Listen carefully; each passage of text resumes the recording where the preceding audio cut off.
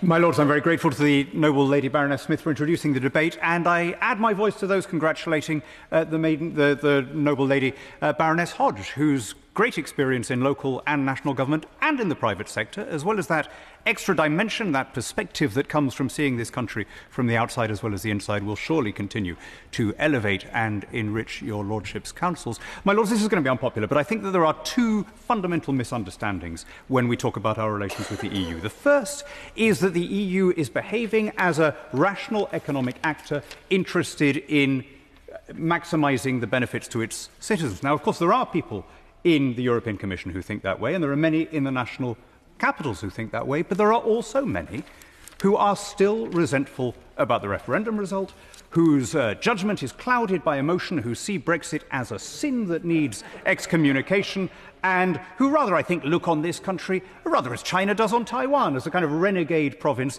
that needs to be brought to heel. And that leads to the second misunderstanding, which is the implication that has run through a number of the speeches today, that somehow the remaining blockages, the remaining shortfalls in the TCA were all a result of Tory standoffishness. Now, I just don't think that you can look at the story of the negotiations and credibly claim that. Where you have imbalances, for example, the way in which EU nationals can use our e-gates but not the other way around, or the way in which we grant equivalence to financial services companies from Europe without any reciprocity, the blockages were not on our side.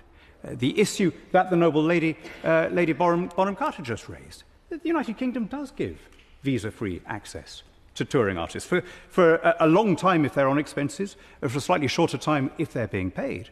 But the blockage, again, is not on our side. I'm afraid there are some people in this House who will always blame Britain, never Brussels, regardless of where the problem lies. But it's not the UK government who can fix this. And I think what's going to happen is that this government will learn what the last one did, which is that the EU is conditioned to say no cherry picking, can't have your cake and eat it, whatever you come up with, even if you are coming to them with precisely what they have just been asking for.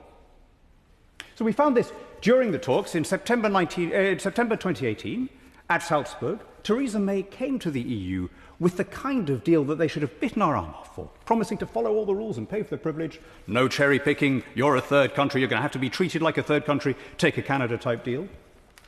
A year later, Boris Johnson says, all right then, fine, we'll have that. Oh, no, you can't have a Canada-type deal because you have to regulate. I'm afraid that there is a certain conditioning there that is not prepared to engage in productive bilateral talks. And I think we need to understand that. I can understand how the new government comes in, as many previous ones have done, and says, look, we're going to reset it by offering all these things that the EU have been asking for, a new deal on energy, and a new deal on chemicals, and a new deal on defence. But instead, again, of pocketing those concessions, instead of saying, that's great, quick, grab those things before the Brits change their minds, the EU comes back with a list of counter-demands, as though we were not offering concessions, but rather making demands. But actually, who's the bigger beneficiary of these things?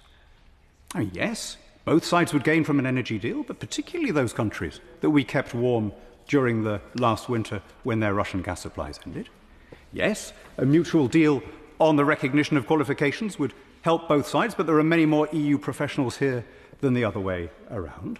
And on defence, I have to say, frankly, there is not a scenario where we're going to be menaced by a Russian army from across the Channel. We are not the demandeurs here. The worst possible attitude with which to enter negotiations is some kind of need or perceived need to atone for the referendum result. The quicker we look at our actual practical national interests, the better for both sides.